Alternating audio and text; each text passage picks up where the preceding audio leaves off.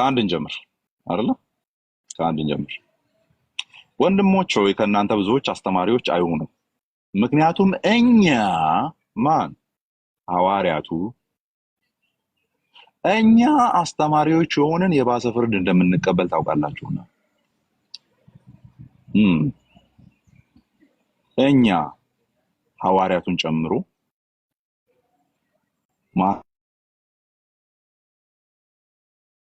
ፍርድ የሚመጣው ፍርድ ደግሞ የሆነ ስህተት ውጤት ነው አይደል? የሆነ ነገር ላይ ማኑ ከነካ የዛ ቅጣት ነው ፍርድ። ስለዚህ ከቅጣት የሚያመልጥ አይነት ነገር የለንም ነው እያለ ያለው። ስለዚህ አንደኛ ፕሩቭ የሚያደርግልን ለስህተት ሊያብል እንደሆኑ ሲያስተምሩ የሆነ ነገር ሊያበላሹ እንደሚችሉ ሊያብል እንደሆኑ፣ ከዛ ደግሞ ፍርድ እንደምትቀበሉ አይደለም። እኛ ማንሳሳት ነን፣ እናንተ ግን የምትቀበሉ ናችሁ አይደለም። የባሰውን ፍርድ እኛ የባሰውን ፍርድ እንደምንቀበል ታውቃላችሁና። ዋናው ሐሳብ ይሄ ነው። እንቀጥል። ሁላችንም በብዙ ነገር እንሰናከላለን። ጳውሎስ ሲቀር አረ ጳውሎስ ወንድማችን ጳውሎስ ሲቀር ሁላችንም በብዙ ነገር እንሰናከላለን። ኖ ወንድማችን ጳውሎስን ጨምሮ ሁላችንም በብዙ ነገር እንሰናከላለን። እችኛዋ ናት ስህተት የምትፈጥረው። አሁን ይሄን ስርዓተ ነጥብ አይታችሁ የቅድሙን ቃል አስታውሱ። የቅድሙ አንደኛ ዮሐንስ ላይ ያለው በብርሃን ብንመላለስ ምናምን ብሎ እችን ስርዓተ ነጥብ ነው የተጠቀመው አይደል? አንድ አይነት ሐሳብ ነው። እችኛዋን ነው የሚደግመው። የዚህን ሐሳብ ነው ከዚህ በኋላ እየደገመ ያለው። እችን ስርዓተ ነጥብ ስታገኙ ተመሳሳይ ሐሳብ ነው እየተወራ ያለው። ኦኬ፣ ሁላችንም በብዙ ነገር እንሰናከላለን።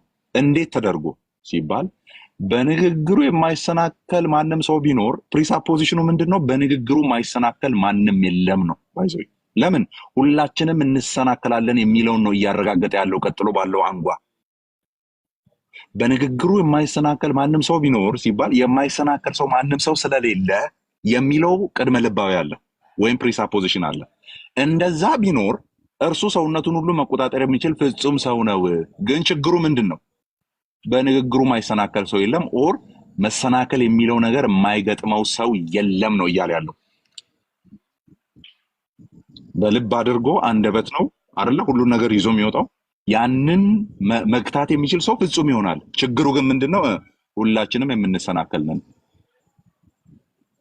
እያለ ነው ያለው። ይሄንን ነው እያረጋገጠ ያለው። እችኛዋን እንሰናከላለንን ነው ደግሞ እያጠነከረ ያለው። አንደበቱን ሙሉ በሙሉ ተቆጣጥሮ ያየነው ሰው አለ ወይ? በአንደበቱ ስህተት ሳይገኝ። ለዚህ ነው ባይዞ ለክርስቶስ ኢየሱስ ሲነገርለት በአፉ ተንኮል አልተገኘበትም። the only person አይገርም? በአፉ ተንኮል ያልተገኘበት፣ በአፉ ክፋት ያልተገኘበት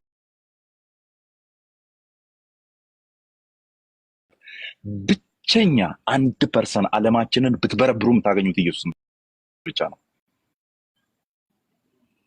ኢየሱስ ብቻ ነው። ደን ፐርሰናል ላይፉ ላይ እንምጣና ቅድም የተናገርኳትን እሷን ሄደ ኮሜንተሪዎችን ቼክ አድርግ ኃይሌ። እኔም ደግሞ ስጋዬን በጥርሴ ይዛለሁ ማለት ምን ማለት ነው? ታውቃለህ? እሱን ትርጉም እስቲ እሱ ልጠይቅህ። ስጋዬን በጥርሴ ይዛለሁ ሲል ምን እያለ ነው ያለው? የምን ውጤት ናት ያቺ ቃል? የስጋ መሰለችኝ። የስጋ ፍላጎት፣ የስጋ መሻት፣ የስጋ አምሮት፣ የስጋ መሻት። ስለዚህ ይዛለው ቢለው የዛ እርጀንሲ ስላለ ነው ማለት ነው። አለ ግን ይጎስመዋል። አለ ግን ለእግዚአብሔር ፈቃድ ለማስገዛት የሚጥር ነው። ታዲያ ያ ያለበትና በዛ ፕሬሲንግ የሆነ እንትን ውስጥ ያለ ሰው ፐርፌክት ነው እንዴት ልትል ትችላለህ ነው ጥያቄው። አይሆንም። ስለዚህ ይሁዳ መልእክት ላይም በምናየው አንደኛ ዮሐንስ 1:7 ላይም በምናየው ኃጢአት የለብንም ምን ራሳችንን እናስታለን። ለዛውም ሐዋርያው ዮሐንስ ራሱን ከቶ ነው ባይዘው የኃጢአት የለብንም ብትሉ አይደለም ያለው፣ ብንል፣ እኔን ዮሐንስን ጨምሮ ብንል። ኦኬ ሶ ወደ ትርጓሜው እንምጣ። ምን የሚል ነው? አዲስ መደበኛ ትርጉም ከነማንኛውም ሄደህ ቼክ ማድረግ ትችላለህ። ከዚህ የተለየ ነገር አያስቀምጥም። ምን ማለት ነው? እኔን ምሰሉ ማለት የእግዚአብሔር ሕይወት በልጁ ሊገልጥ የወደደው ፈቃዱ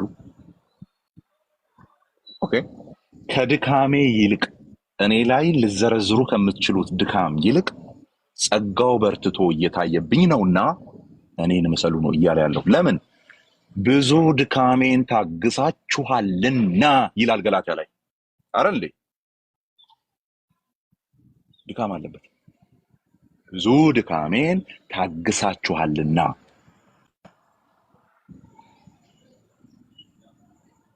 ነገር ግን በርትቶ እየተገለጠ ያለ የእግዚአብሔር ሕይወት አለ። እኔና በእኔ አጠገብ ያሉ እኔና አገልግሎት ውስጥ ያሉ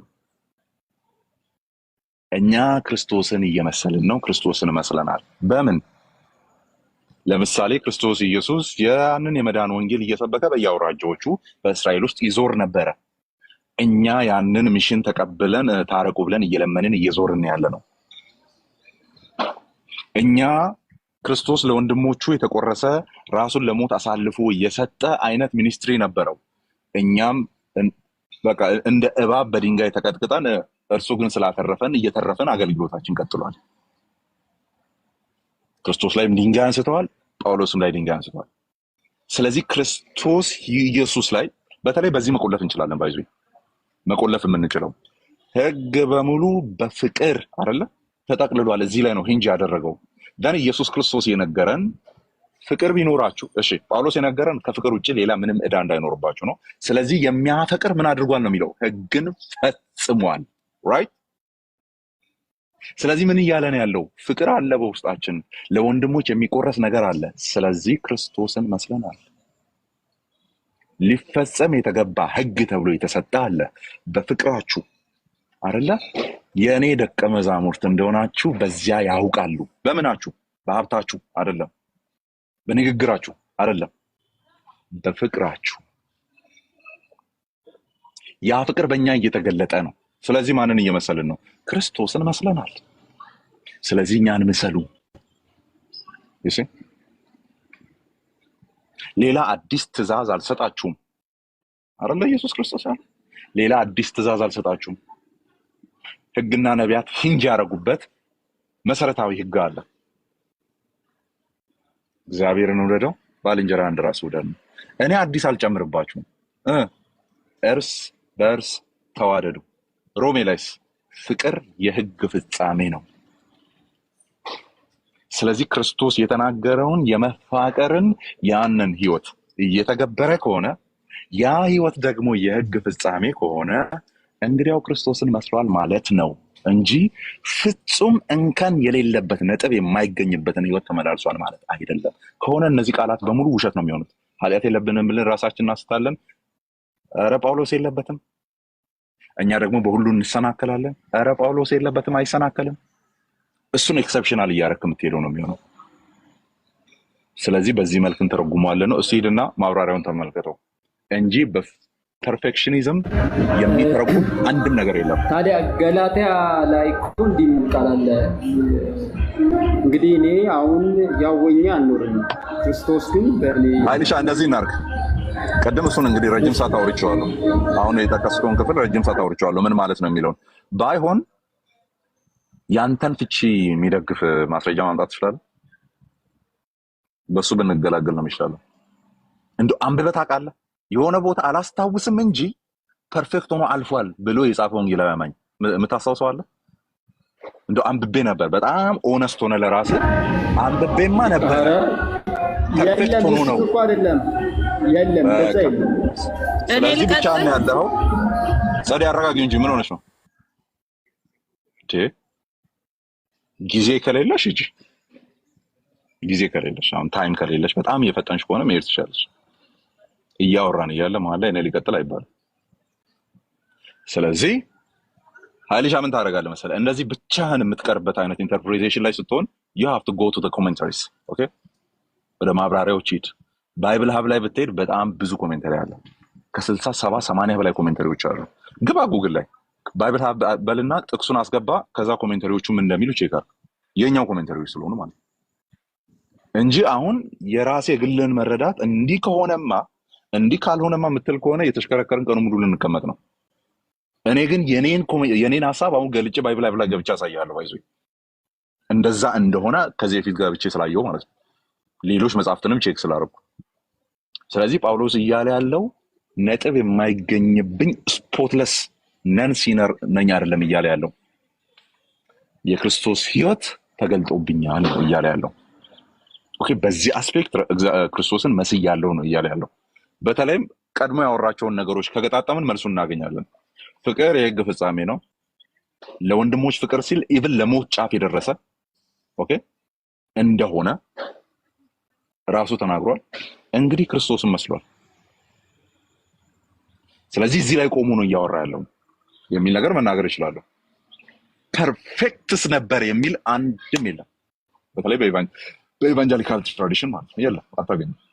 ስለዚህ በዛ አስፔክት ነው ቅድም ገላትያ 2 የጠቀስከውን አይ ቲንክ 20 ደቂቃ ወር 15 ደቂቃ ያክል አውርቻለሁ። ሚስቲካል የሆኑ አፕሮቾች አሉ።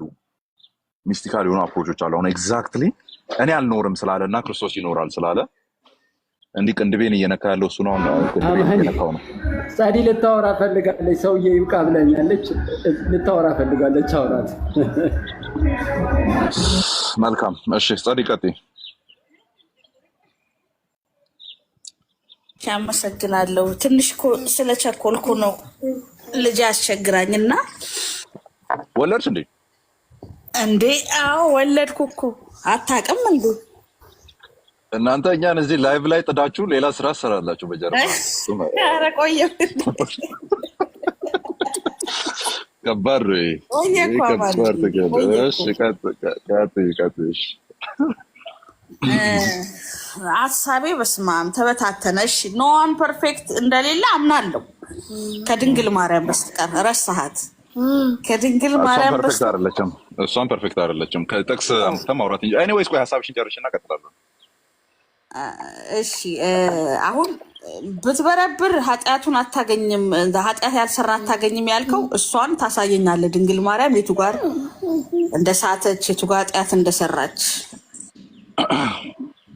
እሷን የተለየ ያደረኩበትን ምክንያት ደግሞ በጸጋ የተሞላች ስለሆነች እግዚአብሔር ጸጋን ስለሚጠብቃት ኃጢአት አሰራም። እንኳን ድንግል ማርያም የቅዱስ ጳውሎስም ኃጢአት የለበትም። ለምን ብትል ሩጬን ጨርሻለሁ፣ ሃይማኖቴን ጠብቄያለሁ ብሎ በራሱ አንደበት ጻድቅ እንደሆነ መስክሯል። እነዚህን እስቲ አብራራልኛ። ማለት ከጳውሎስ ልጀምርና ቀደም ባነበብነው ጥቅስ መሰረት ኃጢአት የለብንም ብንል ራሳችን እናስታለን ይላል ጳውሎስ። ኃጢአት የለብኝም ማለት ይችላል አይችልም?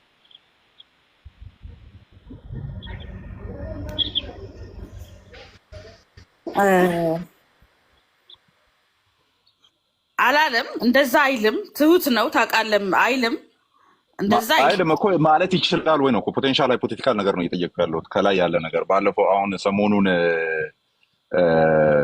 እናንተ ቤት ጭቅጭቅ አለ እንግዲህ፣ እኛ ጎን ቁጭ ብለን እያየን ያለ ነው። በተለይ እሱ ላውራ እኮ አይደለም፣ ቤተክርስቲያን ምናምን ሎካል ኢንተርናሽናል ትባላለች ምናምን ላይ እና እንትና ናታኒም አንድ ዲያቆን ናታኒም አንድ ጥያቄ ተጠየቀና እሱን አላውቅም ያለበትም ሰምተሽዋል? እሱ አዎ ሰምቼዋለሁ። አሁን እዛ ጋር ስትሄጂ ሃይፖቴቲካል ነው ጥያቄውን የጠየቁት። ሃይፖቴቲካል ማለት ገና አልሆነም ግን ሊሆን የሚችል ማለት ነው። ፖቴንሻሊ ሊሆን የሚችል ነው። ሎካል ቸርች ትሳሳታለች የምትል ከሆነ ኤርትራና ኢትዮጵያ አንድ ላይ ቢሳሳቱስ የሚል ነው አይደል? ምክንያቱም ተሳሳቱበት አጋጣሚ ሊኖር ይችላል ነው። ሃይፖቴቲካል ነው ሐሳቡ። ስለዚህ ልክ እንደዛ ነው አሁን እያልኩ ያለሁት። ጳውሎስ ትዕቢተኛ ነው ስለዚህ እንደዚህ ሊል ይችላል አይደለም። ጳውሎስ ትሁት ነው እንደዚህ ላይል አይችልም አይደለም። ኦፕሽኖች አሉ። ምክንያቱም ነበርን ያለው ነገር ስላለ ቲቶ ላይ ማለት ነው። ተሳዳቢዎች፣ ትዕቢተኞች፣ እንትኖች አሮጋንት ምናምን ነበርን። ነገር ግን የመድኃኒታችን ቸርነት በተገለጠ ጊዜ፣ ሰው መውደዱ በተገለጠ ጊዜ እያለ ይቀጥላል ነው። ያ ፖቴንሻል አለን ሰው ስለሆነን፣ ያ አመፀኛ ተፈጥሮ አለን። ነገር ግን ጳውሎስ ትሁት እንደሆነ እናውቃለን። የእግዚአብሔር ጸጋ ካገኘው በኋላ ያ ነገር በህይወቱ ላይ እንዳለ እናውቃለን። ቱ ኤክስትሪም ሄዶ እነዛ ነገሮችን የሚያወራው ለዛ ነው ብለን እናምናለን። ጥያቄው በሐዋርያነት ዮሐንስም ሐዋርያ ነው፣ ጳውሎስም ሐዋርያ ነው። በሐዋርያነታቸው ላይ መበላለጥም መቀናነስም የለም። ዮሐንስ ኃጢአት የለብንም ብንል ባይ ዘ ዌይ ይሄን ሐሳብ በጣም የሚያጠነክረው ምን እንደሆነ ታውቂያለሽ? ሌሎች ሐዋርያቶችንም የሚወክል መሆኑን ቁጥር 1 ላይ አንደኛ ዮሐንስ ላይ ማለት ቁጥር 1 ላይ ምን እንደሚል ተመልከች። ይሄ ነው ያንን ሐሳብ በጣም የሚያጠነክረው፣ ሌሎች ሐዋርያቶችንም ይጨምራል የሚለውን ሐሳብ በጣም የሚያጠነክረው ላሳይሽ። ያ ዮሐንስ ወንጌል አንደኛ ዮሐንስ ምዕራፍ 1 ላይ ማለት ነው። ስለ ሕይወት ቃል ከመጀመሪያ የነበረውን የሰማነውን በዓይኖቻችንም ያየነውን የተመለከትነውን። አሁን አይተናል ሰምተናል ምናምን እያለ ያለው ማንን ነው?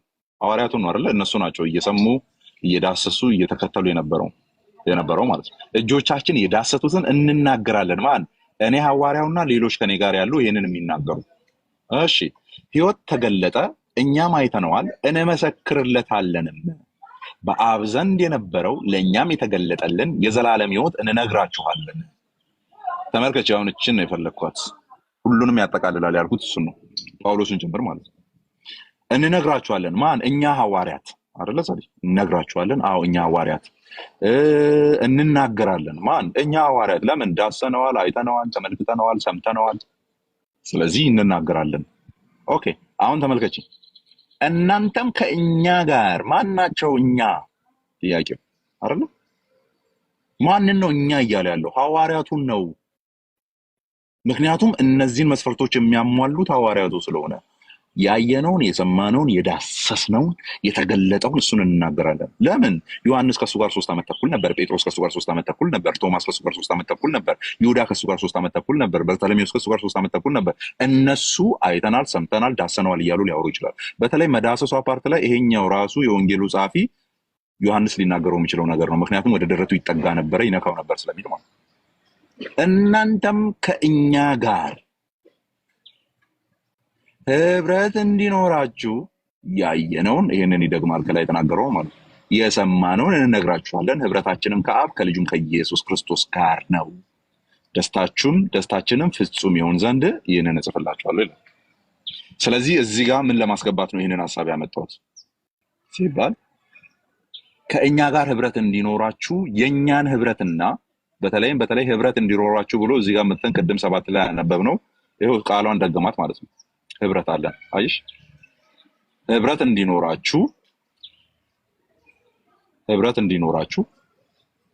እችት ህብረት እንዲኖራችሁ ከዛስ ህብረት አለ። ስለዚህ ከሐዋርያቱ ጋር ኦር እነሱ ኤክስፒሪየንስ ያደረጉትን ነገር እሱን ከኛ ጋር ኤክስፒሪየንስ እንድታረጉ ነው ሜሴጁ። ደን ከኛ ጋር ህብረት እንዲኖራችሁ ካለ በኋላ የለብንም ብንል እነማን? እኔና ይሄንን የተገለጠውን የዳሰስነውን ያየነውን ያልኩትን ነገር የሚናገሩቱ እኛና እናንተ ኃጢአት የለብንም ብትሉ ነው እያለ ያለው። ሌላ ምንም ፍቻ አይኖረውም። ከሐዋርያቱ ጋር እንዴት ነው ህብረት የሚኖረን? እኛማ ንገሩን እስቲ ከእናንተ ጋር ህብረት እንዲኖረን ያያችሁትን፣ የሰማችሁትን፣ የዳሰሳችሁትን ለእናንተ የተገለጠውን ከአብ ዘንድ የነበረውን የዘላለም ሕይወት ነው አይደለ? ዮሐንስ እየነገርከን ያለው። አዎ እስቲ ከኃጢአት ጋር ያለ ነገራችሁን ደግሞ ንገር እስቲ ንገረን። ዮሐንስ ምን አለ? ከዛ እሱማ የለብንም ብንል ከኛ ጋር ህብረት አለን ያልኩትን ጨምሮ ማለት ነው። የለብንም ብንል ራሳችንን እናስታለን፣ እውነትም በእኛ ውስጥ የለም።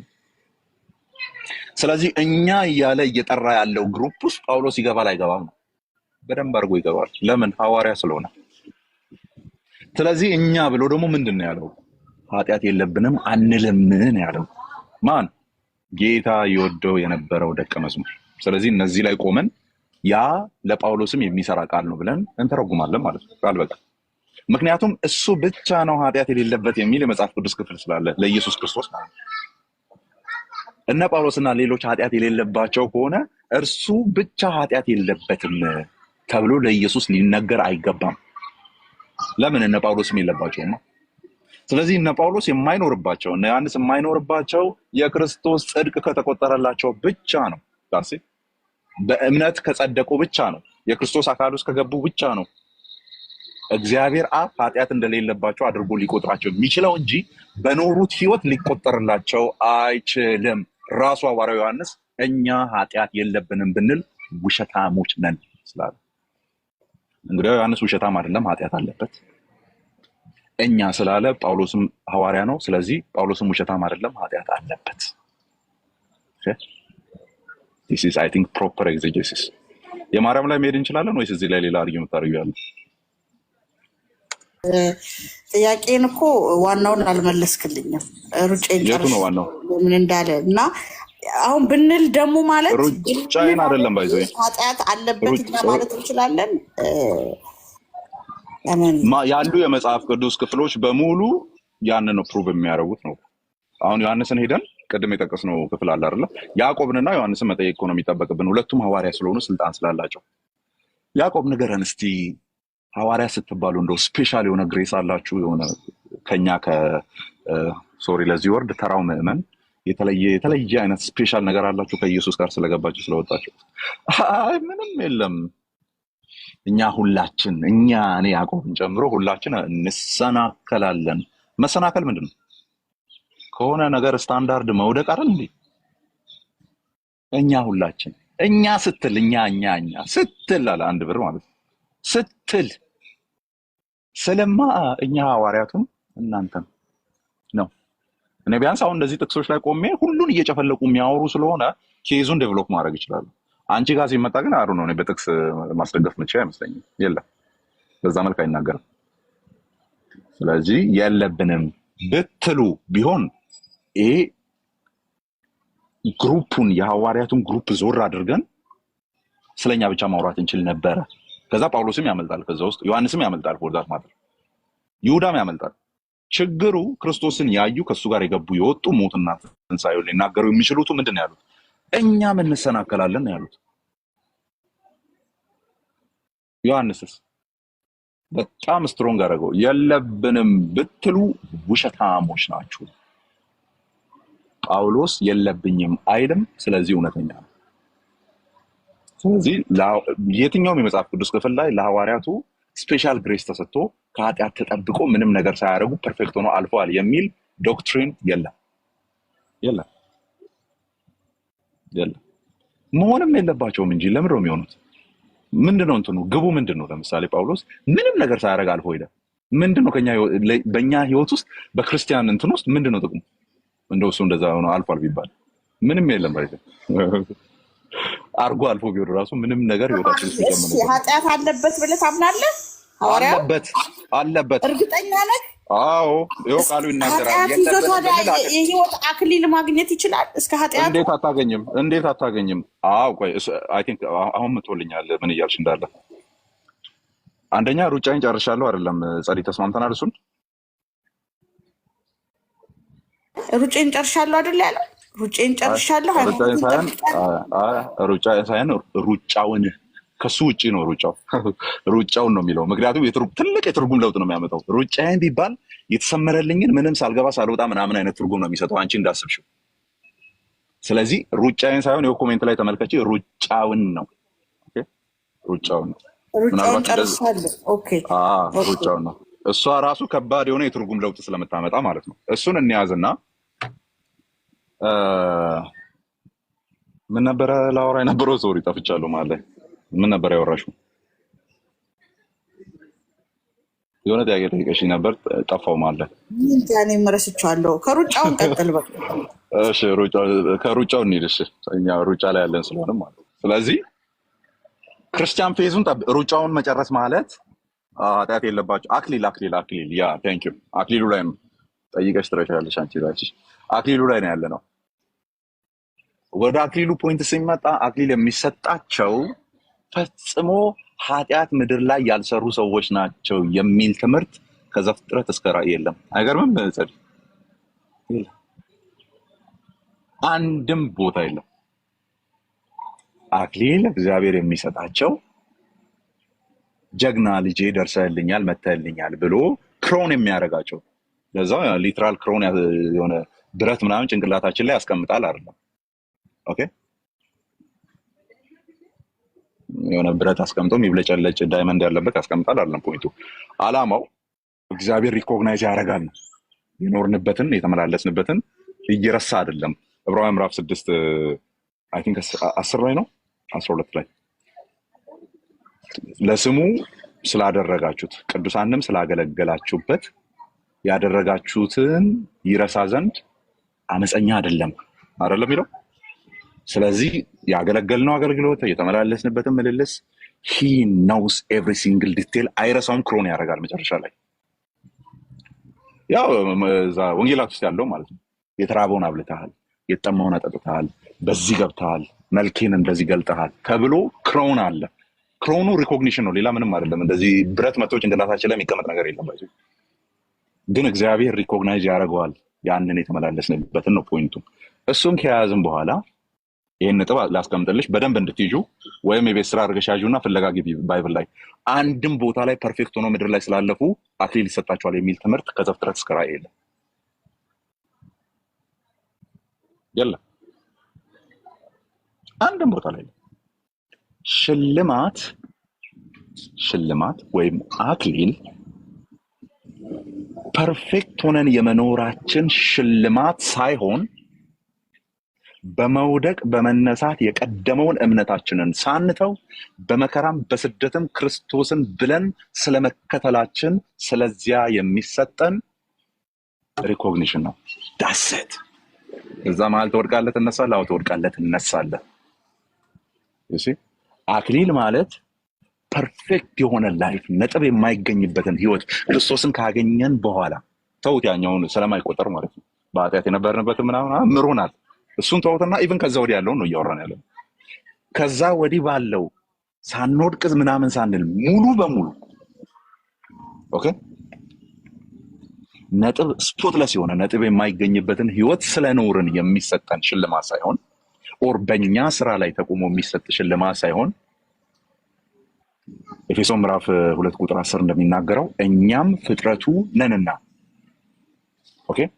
እኛም ፍጥረቱ ነንና እግዚአብሔር አስቀድሞ ያዘጋጀውን መልካሙን ስራ ልንሰራ በክርስቶስ ኢየሱስ ተፈጠርን። እግዚአብሔር አስቀድሞ ያዘጋጀው መልካሙን ስራ እየሰራን ስለነበረ ፍጥረቱ ሆነናል፣ ዳግም ተወልደናል፣ በክርስቶስ አካል ገብተናል፣ ድነናል። በመዳናችን በእነዚህ ውጤቶች በዚህ ምክንያት የሚመጣ ውጤት አለ። ምን? እሱ አስቀድሞ ያዘጋጀው መልካሙን ስራ እንሰራለን። ኦኬ እድሜ ልካችንን ያችን እየሰራን እናልፋለን የሚል አለ ወይ ነው ጥያቄው። የለም። ሄደን ይሁዳን መጠየቅ በቂ ነው። ማን ነው? ያዕቆብን መጠየቅ በቂ ነው። እሱማ ለዚህ ነው የጠራ ነው። ግን እኛ በብዙ ምን እንላለን? እንሰናከላለን። ስለዚህ መሰናከል ያለበትን ህይወት እያለፍን ነው ወደ አክሊል የምንደርሰው። ስለዚህ በዚህ ምሳሌ ላምጣልሽ። አይ ቲንክ በጣም ሞር ዛን ኢናፍ ነው። ከዛ ወደ ማርያም እንሄዳለን። በዚህ ምሳሌ ላምጣልሽ። ቆይ ረስተሃል። እዚህ ጋር በጣም ከባድ ነው። ሰው እስከ ኃጢአቱ አክሊል አገኘ ማለት መንግስተ ሰማያት ይገባል እያልከኝ። ኃጢአቱ አይደለም እኮ እንዴ። ምንድነው ያልኩሽ ቅድም? ኖ እንደሱ አይደለም ያልኩሽ እንዴ። በዚህ ልክማ መተላለፍ የለብንም። እሺ እስቲ ይሄንን እናንብብና ምን እያልኩ እንዳለ ታገኘዋለሽ። ሮሜ ምዕራፍ 6 ላይ ሲጀምር በክርስቶስ ኢየሱስ ያለ ከነ ኃጢአቱ አይባልም፣ ኃጢአቱን ክርስቶስ ኢየሱስ ስለተቀበለለት ማለት ነው።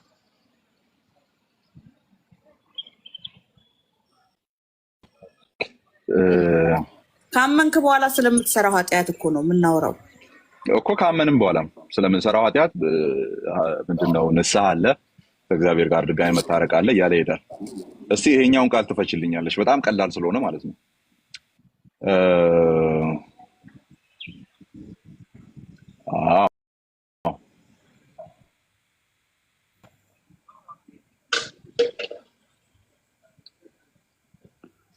እሺ ተሳሩ ሰላሽ ደረጃ የነበራቸው አሁን ከምታፍሩበት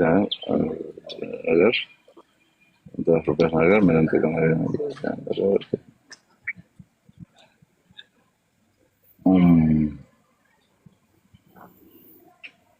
የትኛውን ጥቅስ ነው እያሰብኩ ያለሁት?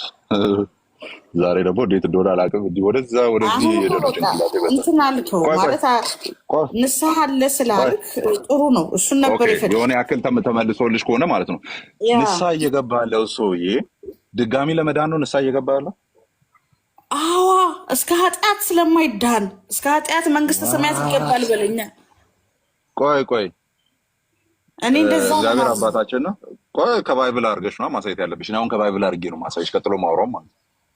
ኦኬ ንስሐ በመግባትሽ ልጅነትሽ ተፍቆ ድጋሚ ልጅ አይደለም የምትሆኚው። ባይዞኝ ማለት ኃጢአት በመስራትሽ ልጅነትሽ ተፍቆ ከዛ ንስሐ ስትገቢ መዝገብ ይምጣ ይላል እግዚአብሔር ማለት ነው። ስምሽ ተጽፎ ነበረ በሕይወት መዝገብ ላይ። ከዛ ኃጢአት ስትሰሪ ሰረዘው ማለት ነው። ጸዲ የምትባል ሲጀመር እንደዚህ የምትሆኚ አልመሰለኝም ብሎ ሰረዘና አድርግልኝ እናንተ ቀጥታ አትሉም። ያው ማርያም ነው የምጠይቁት ወር ሳምቲንግ ምናምን ብቻ እንቆረጣለን። በየትኛው መንገድ ንስሐ ገባሽ። ከዛ እሱ ጋር ደረሰ። አዎ አይ የለም ከሃይማኖት መጽሐፍ ቅዱስ ትወጣለህ፣ አሁንም የለም በማርያም እሱ ትቆረጣለህ። ከሆነ ችግር ቆይ እሺ ትቆረጣላችሁ እናንተ ችግር የለውም እኮ ትቆረጣላችሁ። እሱ አያሳስብም። ሰረዘ። ከዛ በኋላስ ንስሐ ስትገቢ ራሱን አዞረና አስተካከለ ማለት ነው ድጋሚ። ከዛ የሆነ ሳለ ኃጢአት አደረግሽ፣ ሰረዘ። ከዛ ንስሐ ገባሽ። ከዛ በላጲሱ አስተካከለ። ምን እንደሚፈጥር ታውቂያለሽ? እንደዚህ አይነት ነገር በእግዚአብሔር እውቀት ውስጥ ያንቺ አልቲሜት መጨረሻ ምን እንደሆነ ስለማያውቅ እንደ ሰነፍ ኩራሽ ተማሪ ስምሽን እየደለዘና እየሰረዘ የሚኖር አምላክ ነው ያለሽ። ኢንዲሽን አያውቅም። አሁን ላይ ኃጢአት ላይ ስትወርቂ ቶሎ ብሎ ሰረዘ። ሲጀመር ኃጢአት እየሰራሽ ሰረዘ። ንስሐ ገባሽ፣ በላጲስ አጠፋ። ጳጉሜ 2 ላይ ኃጢአት ሰራሽ፣ ሰረዘ። ጳጉሜ ምንድነው መስከረም 2 ላይ ንስሐ ገባሽ፣ በላጲስ አጠፋ። በጣም ባይዘ ማለት ነው የመጨረሻ ስቱፒድ የሆነ ሰነፍ ተማሪ እንኳን የዚህን ያክል ወረቀቱ ላይ ድልስ ስርዝ አይኖርበትም። ምክንያቱ ሲባል እድሜ ልክሽን መሰራቸው ኃጢአቶች እልፍ ናቸው። ስለዚህ እልፍ ጊዜ እየሰረዘ እልፍ ጊዜ የሚጽፍ አምላክ ነው ያለሽ። መጽሐፍ ቅዱስ እንደዚህ አይነት አምላክ አይስልም። የመጀመሪያው አይስልም፣ የለም እንደዚህ አይነት አምላክ። ወደ ፖይንታችን እንምጣ። ከመጽሐፍ ቅዱስ አድርገን እናውራ። አንዴ የሆነ ክፍል አለ፣ እሱን ትፈችልኛለች ማለት ነው። እስቲ አንደኛ ቆሮንቶስ ላይ አንደኛ ቆሮንቶስ ምዕራፍ 15 ላይ ነው መጣልኝ። ያው አይ ቲንክ 12 ምናምን አካባቢ ነው። አዎ ኦኬ፣ ይሄ ነው። አንዴ ላዙርልሽና አንደኛ ቆሮንቶስ ምዕራፍ 15 ላይ ነው ይሄኛውን ክፍል። ቆይ ላቅልምልሽና ይሄን ትፈጪዋለሽ። ይሄን ሁለቱን ከዛ በቢጫ ላርግልሽ። እሺ እንደዚህ ይላል፣ የሙታን ትንሣኤ ከሌለማ ክርስቶስ አልተነሳም ማለት ነዋ። ኦኬ ሳሳቶን ኢቨን እችኛዋ ናት፣ ግን ሀሳቡ ከሱ ጋር ተያይዞ የሚወርድ ስለሆነ ይሄ አሪፍ ነው። ይሄ ካልተነበበ ይሄኛው አይገባንም። የሙታን ትንሣኤ ከሌለማ ክርስቶስ አልተነሳም ማለት ነዋ። ክርስቶስ ካልተነሳ ስብከታችን ዋጋ ቢስ ነው፣ እምነታችሁም ከንቱ ነው። ከዚህም በላይ እግዚአብሔር ክርስቶስን ከሞት አስነስቶታል ብለን በመመስከራችን ሐሰተኞች የእግዚአብሔር ምስክሮች ሆነን ተገኝተናል ማለት ነው እንደማለት ነው። ኦኬ ሙታን የማይነሱ ከሆነ ክርስቶስ አላስነሳውም ማለት ነው። ኦኬ አልዘጋውም። ተመሳሳይ ሐሳብ እየገለጠ ነው ያለው። ምክንያቱም ሙታን ካልተነሱ ክርስቶስ አልተነሳም። ስለዚህ ስቲል ነው አርጊው እያደረገ ያለው ከሙታን መነሳት ጋር የክርስቶስ መነሳት የሙታንን መነሳት ፕሩቭ ያደርጋል የሚል ነው። እችን ነው የፈለኩት። በቀይ ምናምን ላርግልሽ፣ በፒንክ ይኸው። እችን ነው የምትፈችልኝ። በደንብ ያዥ። እስካሁን ያለው ግራውንዱን ለመገንባት በቂ ነው። አሁን ደርሰናል እዚህ ጋር። ክርስቶስ ካልተነሳ እምነታችሁ ከንቱ ነው፣ እናንተም እስካሁን ድረስ ከነ ኃጢአታችሁ አላችሁ ማለት ነው። እደግመዋለሁ። ይሄንን ነው የምትፈችልኝ። ክርስቶስ ካልተነሳ እምነታችሁ ከንቱ ነው፣ እናንተም እስካሁን ድረስ ከነ ኃጢአታችሁ አላችሁ ማለት ነው። ምን እያለ ነው? ይሄ እኮ ቀላል ነው ማንዬ። እንዴ ክርስቶስ ሞቶ በመነሳቱ ነው እኮ እኛ ድነናል የምንለው። አይ ስለ ድነት አይደለም እኮ አሁን እችን ብቻ ነው የምትመልሽ። እዚህ ውስጥ ያሉ ቃላትን ብቻ ተጠቅመሽ መልሽልኝ፣ ሌላ ቦታ ሳይኬድ። ምክንያቱም ይሄ ራሱን ሀሳቡን የሚገልጽ ስለሆነ ማለት ነው። ክርስቶስ ካልተነሳ እምነታችሁ ከንቱ ነው፣ ካልተነሳ እምነታችሁ ከንቱ ነው፣ እናንተም እስካሁን ድረስ ከነ ኃጢአታችሁ አላችሁ ማለት ነው እኮ። ከነ ኃጢአታችን አለን በክርስቶስ ነው። ከነ ኃጢአታችን ምን ነው? ቆይ ከነ ኃጢአታችን እስካሁን ድረስ የምትለው ቃል አለች። ወይም አሁንም ከነ ኃጢአታችሁ አላችሁ ማለት ነው። አሁንም ድረስ ከነ ኃጢአታችሁ አላችሁ ማለት ነው ተብሎ የሚተረጎመው ምን ከሆነ ነው? ኃጢአተኞች ከሆንን ነው አይደለም። ይኸው እዚህ ውስጥ እኮ አለ። ይኸው እዚህ ውስጥ ነው። ሌላ ቦታ አትሄጂ። እዚህ ውስጥ ያሉ ቃላት ብቻቸውን መልስ ይሰጣሉ። ወይም ከዚህ ጀምሮ ያወራነውን እሱን ልስማው። እኔ አመጣዋለሁ። አይደለም እንደዚህ በቀላሉ የምንግባባው ስለሆነ ችግር የለው። እኔ እስከ መጨረሻው እሷን ሀሳብ ላይ እስክትመጪ ድረስ ማውራት እችላለሁ። ክርስቶስ ካልተነሳ አላችሁ ማለት ነው። ማለት የሰራነው ኃጢአት እስካሁን አልታጠበም ማለት ነው። በክርስቶስ ኢየሱስ ትንሣኤ አልነጻችሁም ማለት ነው። እናንተም እስከ አሁን ወይም ራይት ናው ኃጢአተኞች ናችሁ ማለት ነው። ምን አልሆነም ካለ ክርስቶስ ካልተነሳ እሺ፣ ከተነሳስ ተነስቷል። ኦልሬዲ መነሳቱን እናውቃለን። ስለተነሳ ምንድን ነው የሚሆነው ማለት ነው? እችኛዋ አንጓ ስለተነሳማ በቃ እንድናለን ማለት ነው። ግን ደግመን ኃጢአት አንሰራም ይላል እንዴ? መዳን የሚል ቃል አታውሪ። መዳን አላወራንም። እዚች ውስጥ ያሉትን ብቻ አውሪ። ኃጢአታችን የታጠበው ማለት እነዚህም ብቻ ይኸው የቀለ እስካሁን ያለውን በምን ተርጉም እንዴት ብዬ ኤክስፕሌን ላድርግ? እስካሁን ድረስ ማለት ራይት ነው ማለት ነው። አሁን እያወራን ባለንበት ራይት ነው። አሁን ባለበት ታይም እንደማለት ነው። እውነት ነው። አሁንም የምንነጻው ክርስቶስ ኢየሱስ ደም ነው ብዬ ነው ማለት። እሺ ቆይ ልክ እኮ ነሽ። አሁንም ቅድም እኮ አንደኛ አንሰን እኮ አወራና እንዴ የልጁ ኢየሱስ ክርስቶስ ደም ከኃጢአት ሁሉ ያነጻናል። አሁንም ያነጻን እሱ ነው። እኔ አሁን እያወራለሁ መዳን የሚል ቃል አትክተች። መዳን የሚል ምናምን የለም እዚህ ውስጥ ያሉ ሀሳቦችን ነው ማውራት ይችላል። ስለዚህ ቆይ ልዩነት አይደለማ። ልዩነት አለው ሳይሆን ምንድነው ልዩነቱ? ልዩነት ስለሌለው ቃላቱን እየቀላቀልን አናውራ እኮ ነው እያልኩሽ ያለሁት። አናውራ እዚህ ጋር ያለው ሀሳብ ሙሉ ራሱን መግለጽ ስለሚችል ሙሉ በሙሉ ራሱን ዲፋይን ማድረግ ስለሚችል እዚህ ጋር ያሉትን እናውራ። ፖይንቱ ይሄ ነው። ጥያቄን በደንብ አስተካክዬ ልጠይቅሽ። ክርስቶስ ካልተነሳ እምነታችሁ ከንቱ ነው አለ። እንደውም ላይ ይመጣና እዚህ ጋር ከዚህም በላይ እግዚአብሔር ክርስቶስን ከሞት አስነስቶታል ብለን በመመስከራችን ሐሰተኞች የእግዚአብሔር ምስክሮች ሆንን ይለናል አይደል? ምክንያቱም ክርስቶስ ሳይነሳ ተነስቷል ካልን ለእግዚአብሔር የውሸት ምስክሮች እንሆናለን ነው። በውስጥ አዋቂነት ምንድን ነው እያለ ያለው? ካልተነሳ ሲል እሱማ ተነስቷል ነው አይደል? ፖይንት ተነስቷል ነው። እንቀጥላውንስ እችኛዋ ናት። በቃ እችኛዋ ከለር ውስጥ ያለችውን እዚህ ውስጥ ያሉ ቃላትን ብቻ አውርተን መልስ ማግኘት ስለምንችል ክርስቶስ ካልተነሳ እምነታችሁ ከንቱ ነው። እኛ ክርስቲያኖች እምነታችን ከንቱ አይደለም። ጸዲ ለምን እዚህ ውስጥ ያሉ ቃላትን ተጠቀም። ክርስቶስ ካልተነሳ እምነታችሁ ከንቱ ናት። እኛ ክርስቲያኖች እምነታችን ከንቱ ግን አይደለም። ለምንድን ነው እኛ ክርስቲያኖች እምነታችን ከንቱ ማይሆነው? ክርስቶስ ስለተነሳ። ቴንኪው በቃ ይኸው ተነስ። አየሽ አሁን እዚህ ውስጥ ያለ ቃል ነው የተጠቀምሽው። ስለተነሳ ይኸው መነሳት የሚል ቃል ስላለ አሁንም ርቀሽ ሳትሄጂ እዚህ ውስጥ ያሉ ቃላትን ነው የምጠቀምልሽ። ካልተነሳ እናንተ እስካሁን ድረስ ከነ ኃጢአታችሁ አላችሁ፣ አሁንም ኃጢአተኞች ናችሁ ማለት ነው አለ። ምን ካልሆነ ካልተነሳ። ስለተነሳ ምንድን ነው የምንሆነው? ጻድቃን ማለት ነው። እዚህ ውስጥ ያለ ቃል ተጠቀም ያላልኩሽም? ኦልሬዲ ቃሉ አለ እኮ ጸድዬ፣ ቃሉ አለ። ኃጢአታችን ተሰርዮልናል። ስለተነሳ ኃጢአት የሌለብን እንሆናለን። በቃ ዳሴት ከነ ኃጢአታችሁ አላችሁ ካለ አሁን ኃጢአት የለብኝም ነው የሚሆነው።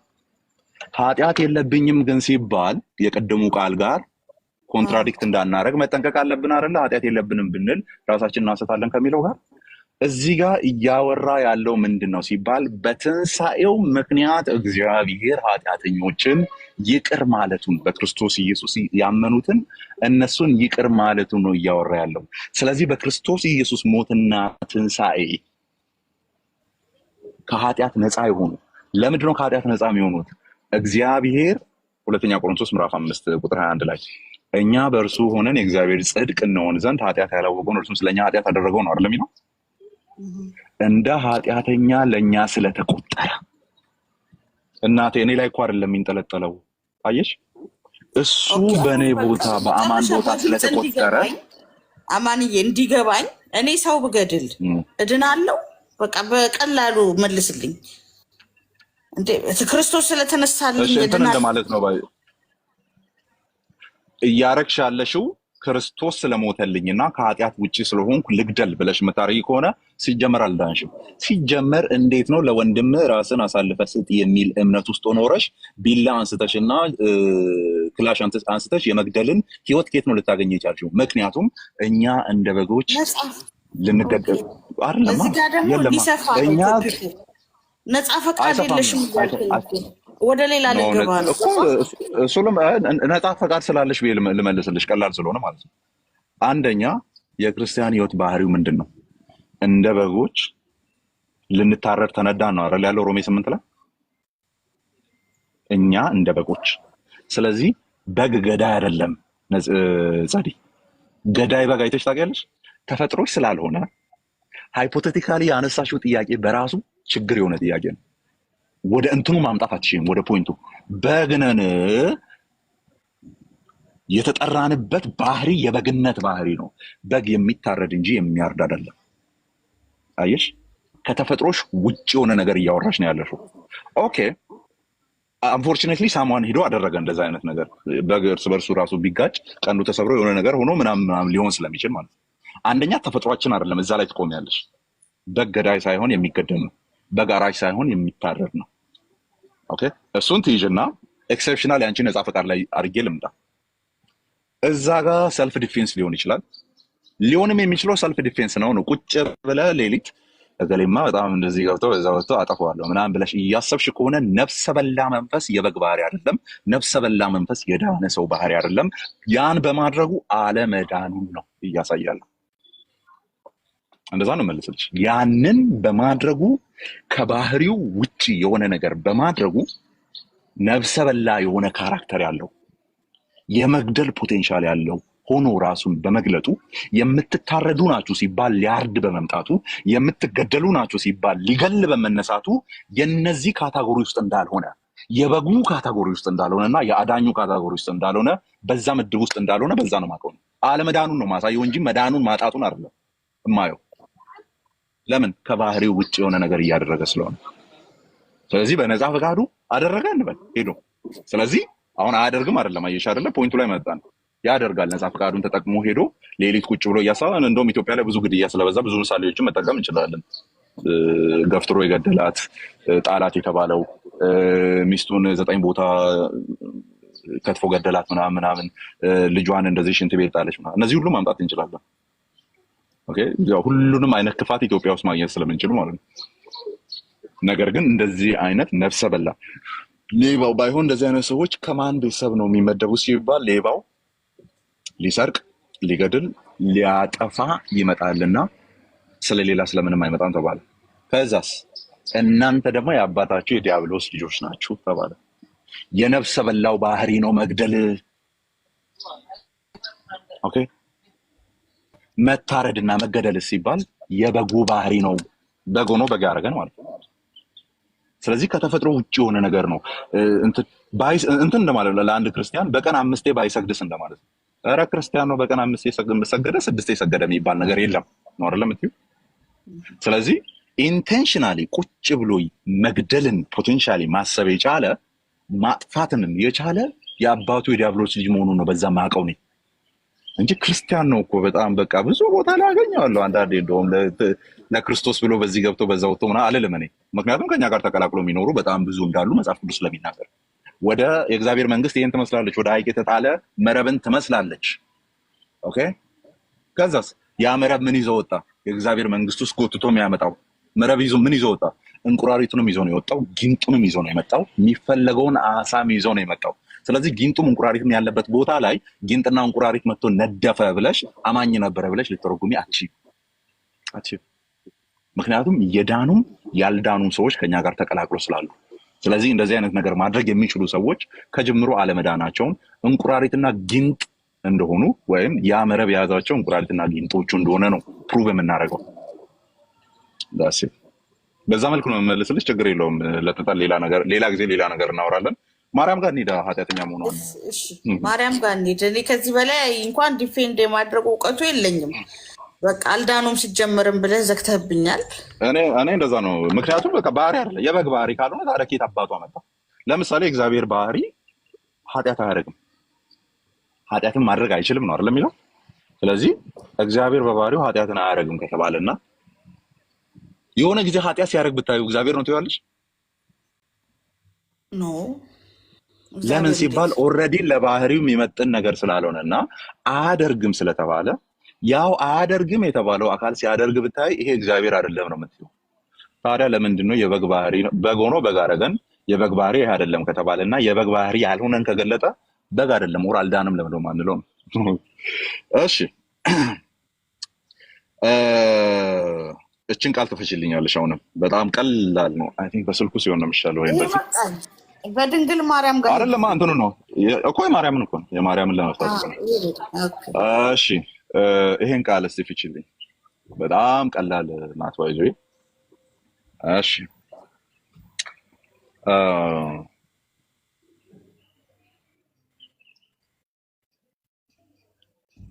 ኦኬ ቲቶ ምዕራፍ 2 ላይ ነው። ኖ 2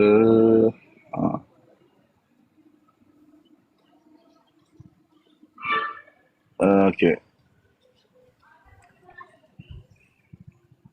እሺ እኔ ዛሬ አሮ ነው ረጅም ሰዓት ቆየን እንዴ ምዕመናን? ስልኬን ፐርሰንቱ እያለቀ ነውና እሺ ቅዱሳን ነው አይደል? ቅዱሳን የኛ በክርስቶስ ናቸው ኢየሱስ ምዕመናን። ኧረ ምዕመንም ይባላሉ። ምዕመን ማለት እኮ ህብረት ማለት ነው። ሁሉንም ይባላሉ። እሺ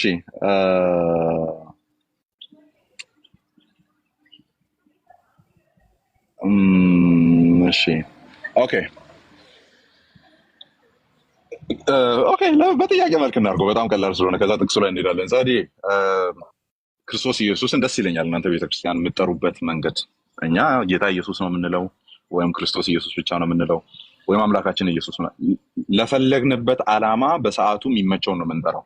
አምላክነቱን መናገር ከፈለግን አምላካችን ኢየሱስ እንላለን። አዳኝነቱን መናገር ከፈለገ አዳኛችን ኢየሱስ እንላለን። ጌትነቱን መናገር ከፈለገ ኢነ ሞመንት መናገር ለፈለግነው ዓላማ ነው ከፊት ለፊት የሚገቡ ነገሮች የምንጠቀመው። እናንተ ጋር ረዘም ያለ ነገር ለክርስቶስ ትጠቀማላችሁ አይደል? ስያሜው ላይ እስቲ ረዘም አድርጊውና በይው እስቲ። ኦኬ አምላካችን ጌታችን መድኃኒታችን ኢየሱስ ክርስቶስ ደስ አይልም? ኢንጆይ ነው ማድረገው። በጣም አምላካችን ጌታችን መድኃኒታችን ኢየሱስ ክርስቶስ። አንዳንዴ ቤዛችን የሚለውም ይጨመራል። ኦኬ ቤዛችን የሚለው ይጨመራል። ኦኬ ጸሪ ከዛ ውስጥ አምላካችን ስትይ ለምን እያልሽ እንዳለ አውቃለሁ። ቅዱስ ስሉስ ውስጥ ሁለተኛው የሥላሴ አካል ነው። ፈጥሮናል ብለን ስለምናምን ዓለማትን ያስገኘ ነው ብለን ስለምናምን ነው አምላክነቱን እያወራን ያለ ነው። መድኃኒታችን ስትይ ምንድን ነው እያልሽ ያለሽው? አዳነን ስለሆነ ነው። ከምን እሱ ስለማንድን ከሞት መድኃኒቱ ነው ከሞት ስላዳነን። ኤግዛክትሊ ምን ነበረብን? ኤግዛክትሊ ከምን አዳነን? ፍርድ ነበረብን፣ ፍርደኞች ነበር። በምን ምክንያት የተፈረደብን ነው የተፈረደብን? ምን ስለሆነን? በኃጢአት ምክንያት። ስለዚህ መድኃኒት ያስፈለገው ዋናው ሶርሱ እሱ ስለሆነ ነው። ባይዞ እሷን እንድትያት ነው የፈለኩት እኔ እሷ እንድትያት ማለት ነው። ኃጢአት ስላለብን ያ ምንን አመጣን? አንቺ ውጤቶች ነው ስዘረዝር የነበረው። ሞትን አመጣብን፣ ፍርድን አመጣብን፣ ጉስቁልናን አመጣብን ምናምን ነው። ስለዚህ መድኃኒቱ ለምን አስፈለገ ሲባል ስለምንሞት ምናምን ሳይሆን ሶርሱ ጋር ነው የምትሄጂው። ኃጢአት ያ ኃጢአት ነው ሞት፣ ፍርድ፣ ጉስቁልና ሁሉንም ያመጣው። ኦኬ ኃጢአተኞች ስለሆንን ነው ክርስቶስ ኢየሱስን ከስሞቹ መካከል ምን የሚለው የምንጠቀመው? መድኃኒት። የጌታችን እናት ብጽዕት ቅድስት ድንግል ማርያም ይህንን ቃል ለራሷ ተጠቅማለች አልተጠቀመችም? እንዴ ተጠቅማለች። መድኃኒቷ ነው አይደለም መቻልኩ። ለምንድን ነው? ኦኬ መድኃኒቷ ከምንድን ነው የሚያድናት?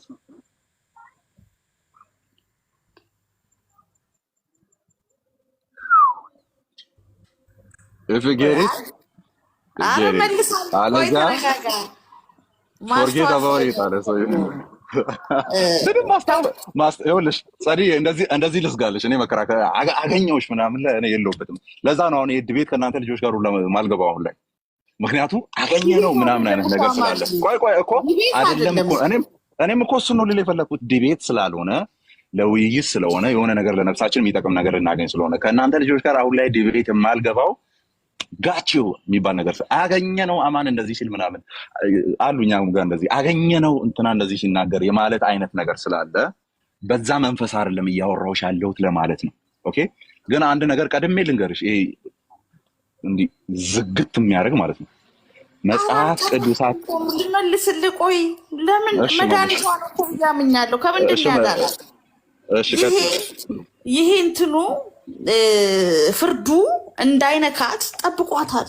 ማን ነው ሊጠብቃት የሚችል ከዚህ አይደለም? ቆይ መጽሐፍ ቅዱስ ላይ መድኃኒታችን ተብሎ ይኸውልሽ፣ አንደኛ ፍርዱ እንዳያገኛት ከተባለ የሆነ በክትባት ሴንስ ማለት ነው አይደለ? ክትባት ቀድሞ በሽታ እንዳያገኝ ነው አይደለ? ያ እንደሱ ነው። አስረዳኝ ጸድዬ እኮ ምሳሌውን አሪፍ አድርጌ አመጣው። ክትባት አሁን እኛና እናንተ በምናውቅበት እንደውም ልጅ ስለወለድሽ ቀድሜ ምንድነው ይሄ ነገር በጣም ይቀላል ለማውራት። ልጅሽን ታስከትቢያለሽ የሆነ በሽታ እንዳያገኛት ቀድመሽ ምናምን። የክትባት ሀሳብ መጽሐፍ ቅዱሳችን በሚጻፍበት ዘመን እንደሌለ ታውቂያለሽ? የለም። አዎ ምሳሌ ነው። ግን አሁን ለመሰለሽ የሌለ ምሳሌ እነሱ ማያውቁት ወደ እነሱ ማስገባት አትችልማ። አይሆንማ። እንደዛ የማይሆነው እንት ያለሽ እነሱ በሚያውቁት መልክ ነው የተነገረው። እነሱ በሚረዱበት አውድ ሲጀመር አሁን ስናፈታት አውድ የምንለው ነገር አለ። አውድ የምንለው ምንድን ነው? ጸሐፊውና ተቀባዮቹ በሚያውቁበት ልክ ነው ያንን ነገር ቀድመን ማወቅ ያለብን። ከዛ በኋላ ነው ለእኛ አንድም ብለን እንተረጉማለን አይደል?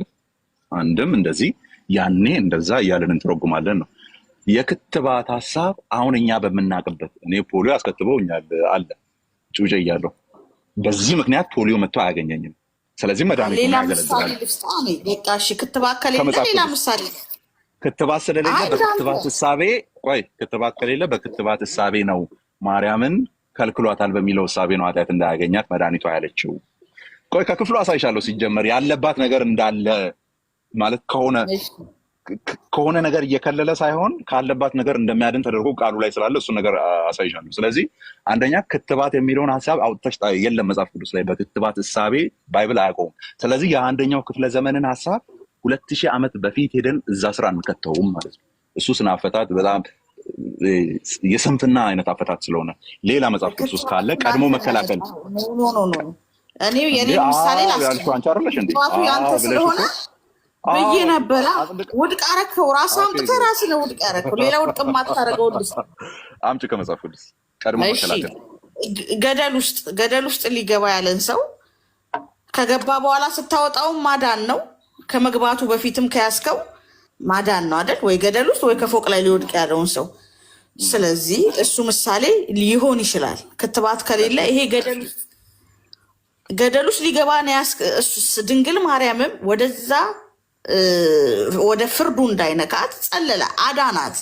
የኔ እናት እኔ አሁን አንቺን ያስመጣሻል ባይዞ ጸድዬ ቀድሜ እዚህ ጋር እናንተ ቤት የሚከራከሩ ልጆች አሉ አይደል? ጽንፍ የያዙ እና እችኛዋ ጌታ ምስክሬ ቆይ አይደለም አሁን እኮ መልስ ሰጥቻለሁ። ቀድሞ ሊወድቅ ያለ ምናምን ከያዘ ምናምን እኮ መልስ ሰጥቻለሁ። ግን ከዚህ በላይ ከሄድሽ የሆነ ግሩፕ ውስጥ አስገብተው ይወቅጡሻል።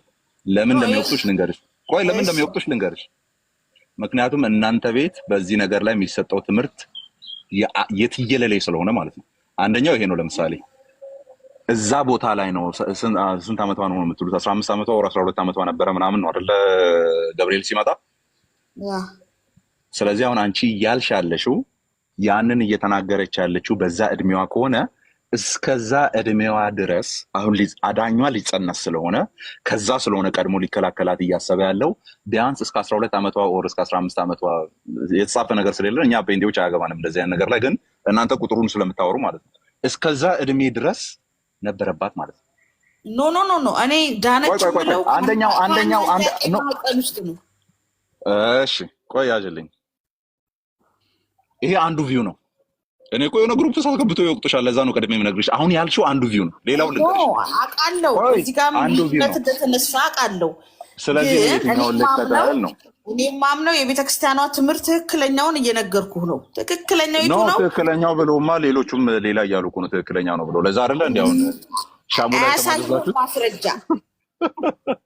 እኔ ሌሎች ይሄኛውን ነው ማምነው ማለት ትችላለች እንጂ ይሄ ነው ትክክለኛው ልትይ አትችይም። ምክንያቱም በሊቃውንት ደረጃ ነው በጽንሰቷ ታይም ፕሮቴክት አደረጋት የሚለው አሁን አንቺ እያልሽ ያለሽው እና ሁለተኛው ምንድን ነው በብስራት ጊዜ የሚል ነው አይደለ?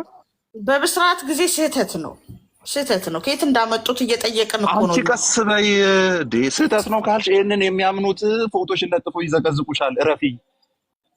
ይህንን የሚያምኑ አሉ።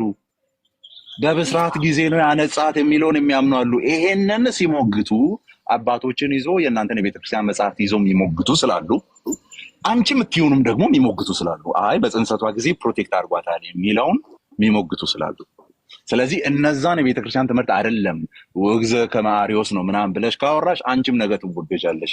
እኔ እዛ ጥግ አትድረሽ እኮ ነው እያልኩ አትድረሽ። በቃ አትሄጂ እዛ ጋር። ባይሆን ፖይንቱ ላይ እንምጣ።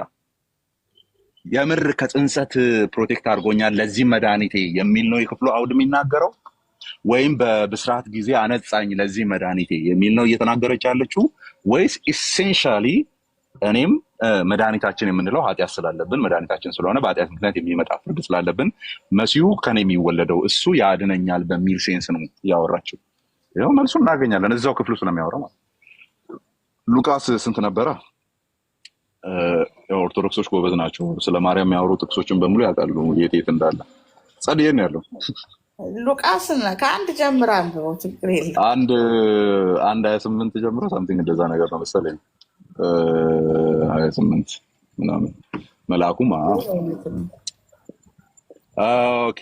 ከዛ ምን የሚለው 1:28 ያ 1:28 የኢየሱስ መወለድ አስቀድሞ ተናገረ። እሺ ከዛ ጋር እንጀምር። የፈለኩት ምንድን ነው እሷ ምላሽ ለገብርኤል የሰጠችበት ማለት ነው። እኔ ወንድ ስለማላቅ እንለፈው ገብርኤል ያወራ ነው የምንለፈው እና እንደ ቃል ይሆንልኝ ከሚለው እንሂድ። ከ38 ነው እዛ ጋር የሚደርስ ሳይሆን የባሪያይቱን ውርደት ተመልክቷልና ምናምን የሚልበት ፓርት ብስራቱ ላይ አይመስለኝም። እሱ እኮ የቱ ነፍሴ ነው ታዲያ? እግዚአብሔርን ታመሰግነዋለች መንፈሴ በመድኃኒቴ ያው ቁጥር 46 ላይ አለ። የማርያም መዝሙር ነው የሚለው 46 ላይ። ኦኬ። እሺ ከዛ እዛ ጋር እናገኛለን። አሁን በብስራት ጊዜ አነጻኝ እያለች ነው ወይ? ኢየሱስ ብትሉ ሊያልቅ ነው 4% ነው የቀረው። እሺ በጣም ለመፍጠን ልሞክር። በብስራት ጊዜ አነጻኝ እያለች ነው ያለችው ወይስ ከጽንሰት ጀምሮ አነጻኝ እየተወራ ነው? ክፍሉ ውስጥ ያለው አውድ እየተነከረ ያለው ምንን ነው በስርዓቱ ፕሩቭ የሚያደርገው? ለስጎ እንደዚህ ይላል። ለአንብቦ እንደዚህ እያሳየው ከሚሄድ ማርያም እንዲህ አለች፣ ነፍሴ ጌታን ከፍ ከፍ ታደርገዋለች። ምን ከሆነ በኋላ ነው ይሄ? ከኤልሳቤጥ ጋር ካወራች በኋላ ማለት ነው። ኤልሳቤጥ ጋር ካወራች በኋላ ማርያም እንዲህ አለች፣ ነፍሴ ጌታን ከፍ ከፍ ታደርገዋለች፣ መንፈሴም በመድኃኒቴ በእግዚአብሔር ደስ ትሰኛለች። ደጋግሞ የሚጽፍ ሰው አባሩልኝ፣ ሄዱታ ከዚህ ብሎክ አትጻፉ፣ ኮፒ ፔስት አታርጉ። አንዴ ከጻፋችሁ ይበቃል። እሺ እሱ የባሪያውን መዋረድ ተመልክ ኦኬ፣ ዋናውን አለፉት። መንፈሴም በመድኃኒቴ በእግዚአብሔር ደስ ትሰኛለች። እርሱ የባሪያዋን መዋረድ ተመልክቷልና።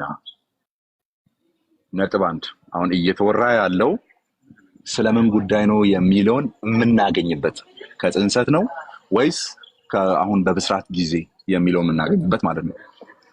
በምን ምክንያት ነው የባሪያዋን ውርደት ተመልክቷልና እያለች ያለችው? ከላይ ነው ያለው ሐሳቡ አይደል? ከላይ ምን የሚል አለ? መንፈሴ በመድኃኒቴ በእግዚአብሔር ደስ ትሰኛለች። ቆይ ስርዓተ ነጥቧ ላሳያችሁ። አይ ቲንክ በአሮጌው ትርጉም የኦርቶዶክስ መጽሐፍት ላይም በዚህ መልክ የተቀመጠ ይመስለኛል። ይኸው ማርያም እንዲህ አለች፣ ነፍሴ ጌታን ከፍ ከፍ ታደርገዋለች፣ መንፈሴን በመድኃኒቴ በእግዚአብሔር ደስ ትሰኛለች። ከዛ ይችን ስርዓተ ነጥብ ተመልከቱ። ለምን ደስ ትሰኛለች የሚለውን ነው ከዚህ ስርዓተ ነጥብ በኋላ ያለው የሚገልጸው። ለምንድነው ደስ የምትሰኘው? እርሱ የባሪያውን ውርደት ተመልክቷልና። ባሪያ ነጥብ ዘጋ። የደስታዋ በመድኃኒቷ ሐሴት የማድረጓ ምክንያት ምንድነው? የባሪያዋን ውርደት ስለተመለከተ። ጥያቄ እቺ መዋረድ ምንድናት ነው? መቼ ጀመረና መቼ መጣ ነው? ራይት ዴር መልአኩ እየተናገረ ያለ ባሪያዋ የተዋረደች አይነት ሆነች። ባሪያዋ ማርያም ናት እናውቃለን። ራይት ዴር አሁን እንትኑ ጋር እንሂድ። ምንድነው ይሄ ሁለቱ ፍቺዎች ጋር ማለት ነው። በብስራት ጊዜ አነጻት ከተባለ በብስራት ጊዜ ነው የተዋረደች ባሪያ የነበረችው። ምክንያቱም ምስጋናው ለዛ ይመጣ ስለሆነ ማለት ነው። ደስ መሰኘቷ ከዛ ይመጣ ስለሆነ በዛች ጊዜ ነው። በዛች አሁን መልአኩ በመጣበት ጊዜ ነው የእግዚአብሔር ባሪያና ራሷን ዝቅ ዝቅ ያደረገች ባሪያ ሆና የተገኘችው። ምዕመናን አይደለም። በምንም ተአምራት አገኙት። ማየ ብስራት ጊዜ የሚለው ራሱ ትምህርት የስተት ትምህርት ነው። ኦኬ እንቀጥል። ይሄ መድኃኒት የምን ጊዜ መድኃኒት ነው የሚለው ማለት ነው። ኃያል የሆነው እርሱ ታላቅ ነገርን አድርጎልኛልና ስሙም ቅዱስ ነው።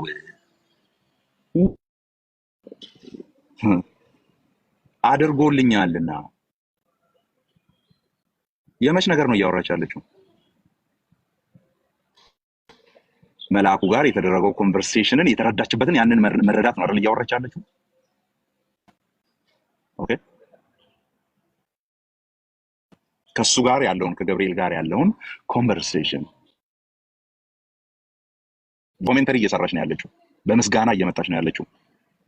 ኦኬ ከዛስ ምህረቱ ለሚፈሩት ከትውልድ እስከ ትውልድ ነው።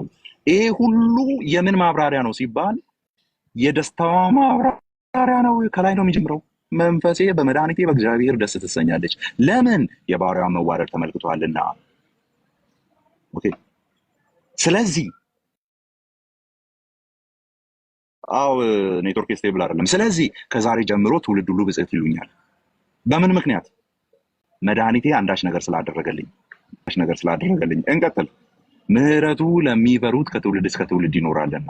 ኦኬ እግዚአብሔርን እፈራለሁ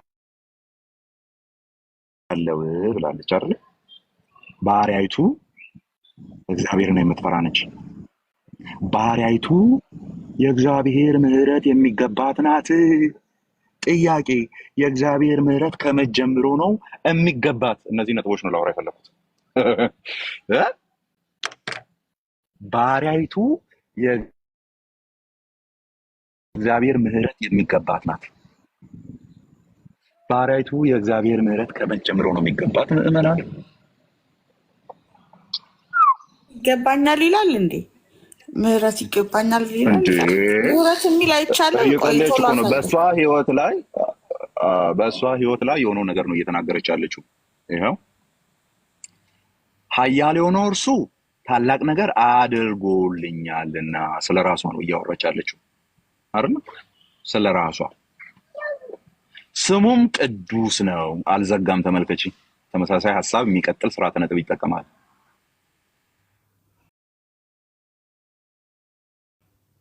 ለሚፈሩት ከትውልድ እስከ ትውልድ ይኖራል። ይሄኛውን ሐሳብ በዚህ እያጠነከረች ነው ያለችው። ምክንያቱም ይሄ ስርዓተ ነጥብ ያንን የሚናገር ስለሆነ ኃያል የሆነ እርሱ ታላቅ ነገር አድርጎልኛል። ምንድነው ያ ያደረገልሽ ታላቅ ነገር? ምህረቱን አድርጎልኛል። ከትውልድ እስከ ትውልድ የሚሄድ ምህረትን በባሪያይቱ ላይ አምጥቷል። ስለዚህ ከልጅነቷ ጀምሮ ከጽንሰቷ ጀምሮ የእግዚአብሔር ምህረት